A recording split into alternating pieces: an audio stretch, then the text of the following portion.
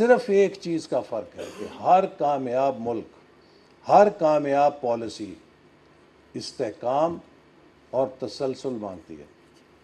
जिस मुल्क के अंदर स्टेबिलिटी नहीं होगी, जिस मुल्क में पॉलिसीज़ में तसलसल नहीं होगा, वहाँ पर आप नोबल लॉरिएट्स की काबीना बना दें और वहाँ पे 25 करोड़ तहज्जुद गुजार ईमानदार लोगों की आबादी इकट्ठी कर दें। लेकिन अगर उस मुल्क में अमन नहीं है, उस मुल्क में इस्तेहकाम नहीं है, उस मुल्क में पॉलिसीज़ का तसलसल नहीं है और उस मुल्क में इस्लाहात के अमल के साथ कमिटमेंट नहीं है, तो वो नोबल लॉरिएट्स और हाजी तहज्जुदगार सब बेकार फेल हो जाएंगे। लेकिन अगर किसी मुल्क में आप औसत दर्जे की क़यादत बैठा दें और वहाँ पे मिले जुले लोग हों, नेक भी हों, गुनाहगार भी हों, लेकिन वहाँ पर अमन हो, इस्तेहकाम हो, पॉलिसीज़ में तसलसल हो और इस्लाहात के साथ एक कमिटमेंट हो, तो वो मुल्क ख़ुद को चार चांद लगा देगा।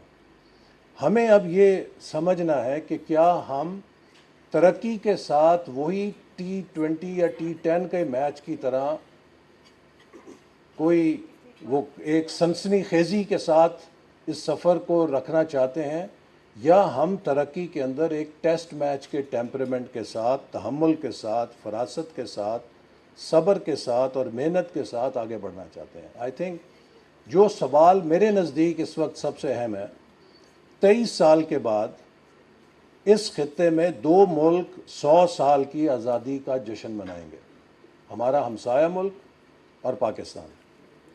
और तारीख़ के सामने शायद मैं और मेरी नस्ल के वही चंद एक दो लोग जिनको अल्लाह ताला 90, 95 या 100 साल की उम्र देंगे वो देख पाएंगे, लेकिन जो इस मजमे में नौजवान बैठे हैं वो सब उस संगे मील को देखेंगे।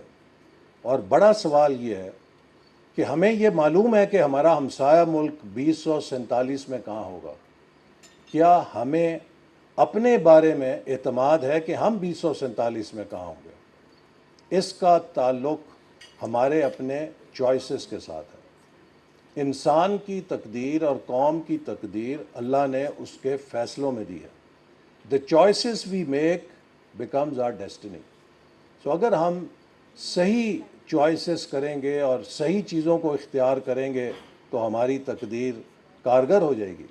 लेकिन अगर हमने वही कुछ किया जो हमने 77 सालों में किया है, तो हमें वही कुछ देखने को मिलेगा जो अब तक देखते आए हैं कि 2 कदम आगे और 4 कदम पीछे। तो इसलिए अब बहुत संजीदगी के साथ अभी हम भी इस पर काम कर रहे हैं, जो हमारी सुबह शाम यही सोच होती है कि मुल्क को किस तरह इस्तेहकाम की तरफ दें। पिछले 16 माह में हमने अपने पॉलिटिकल कैपिटल की कुर्बानी दी और पाकिस्तान को उस डिफ़ॉल्ट से बचाया, जो कि पाकिस्तान श्रीलंका नहीं था कि डिफ़ॉल्ट को केड़ी गल है जी डिफ़ॉल्ट हो गई। Pakistan is a nuclear country. एक न्यूक्लियर कंट्री के डिफ़ॉल्ट में और एक श्रीलंका के डिफ़ॉल्ट में बड़ा फ़र्क होता है।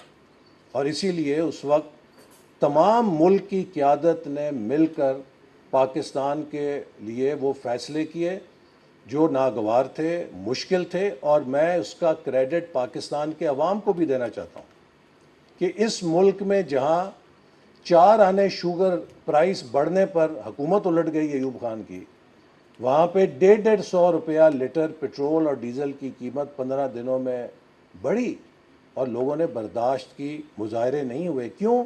कि उनको पता था कि अब कोई एस्केप नहीं है, ये कड़वी गोली हमें निगलनी पड़ेगी, चूँकि इसके अलावा सामने खाई है, मौत की खाई है, उसमें हम नहीं गिरना चाहते। तो लोगों ने भी एक बड़ी सफरिंग और एक इन्फ्लेशन को बर्दाश्त किया, लेकिन मुल्क ने अल्हम्दुलिल्लाह उस बिटर पिल को स्वॉलो करके आज ख़ुद को वहाँ ला के खड़ा कर दिया है कि दुनिया एक बार फिर पाकिस्तान की तरफ उम्मीद की नज़र से देखने लगी है।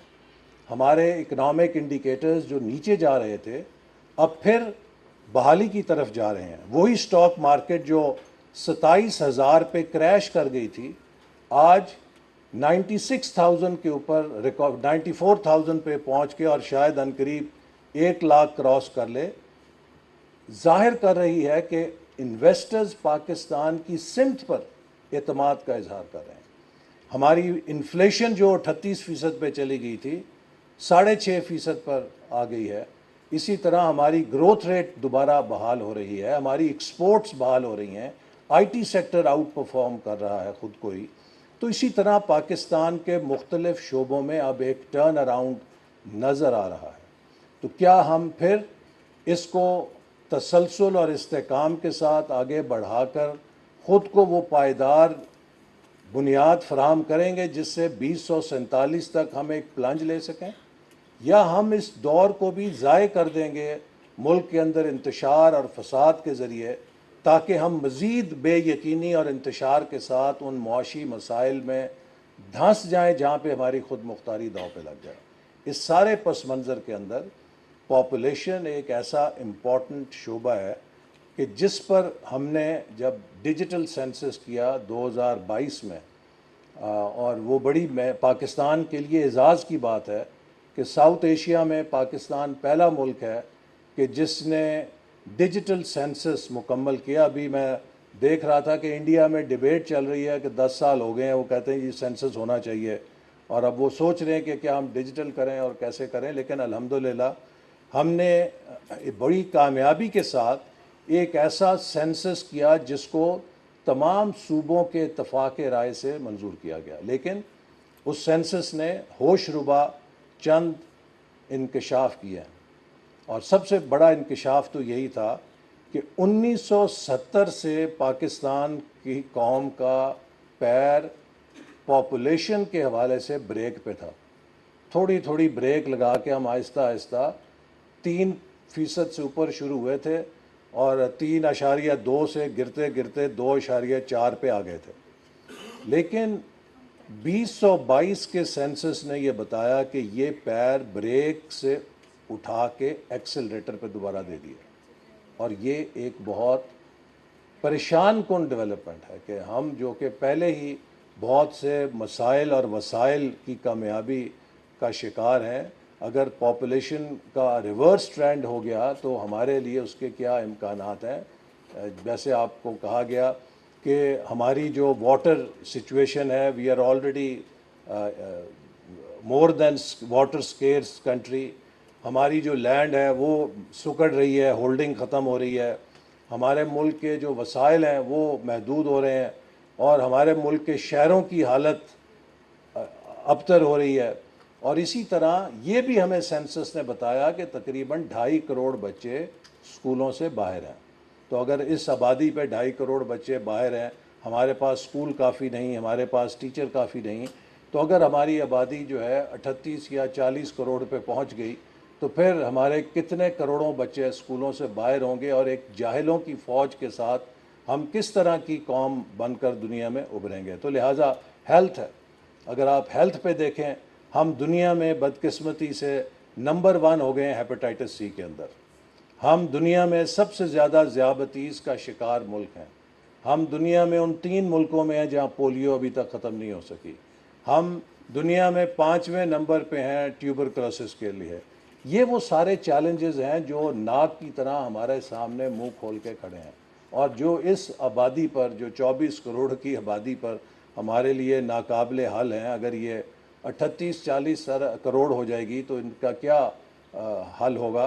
तो ये एक संजीदा मौजू है, और मैं यहाँ पर एक और नुक्ता उठाना चाहता हूँ, शायद ये काबिले एतराज़ कुछ लोगों की नज़र में हो। कतन मेरी इससे मुराद ये नहीं है कि जो हमने डेवोल्यूशन की है उसमें कोई हमारी नीयत ख़राब होनी चाहिए। यकीनन सूबों को इख्तियार मिलना चाहिए कि वो ज़्यादा से ज़्यादा काम करें, लेकिन हमें उस डेवोल्यूशन की जायज़ा लेना चाहिए कि ये डेवोल्यूशन इसलिए की गई थी कि डेवोल्यूशन के साथ हमारे सोशल सेक्टर्स के अंदर बेहतरी आएगी।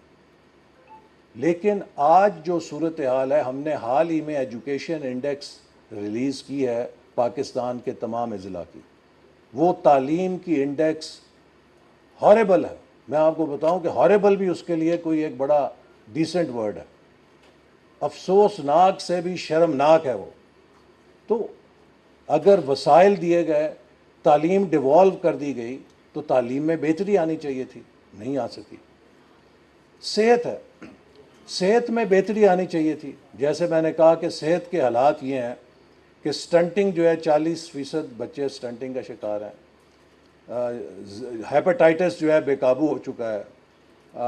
ट्यूबरकुलोसिस पे कोई अभी कंट्रोल नहीं है।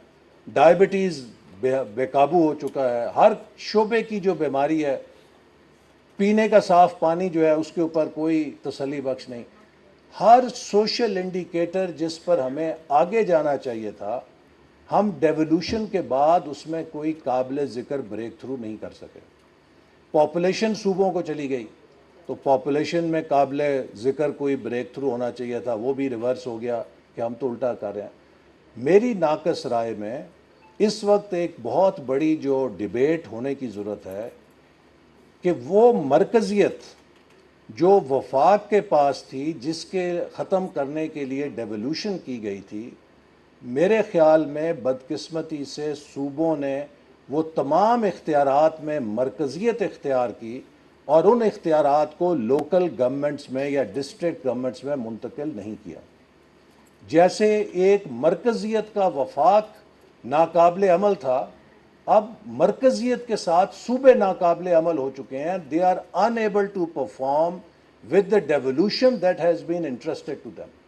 और मैं समझता हूँ कि इस मुल्क में हमें खुले दिल के साथ ये देखना चाहिए कि हम किस तरीके से सर्विस डिलीवरी के अंदर जो सूबों की मरकज़ियत है उसे ख़त्म करके उसको नीचे की तरफ लेके जाएं, ताकि इन शोबों के अंदर, चाहे वो पॉपुलेशन प्लानिंग के प्रोग्राम्स हैं, चाहे वो तालीम की सहूलतें हैं, चाहे वो सेहत की सहूलतें हैं, उनमें कोई बेहतरी आ सके।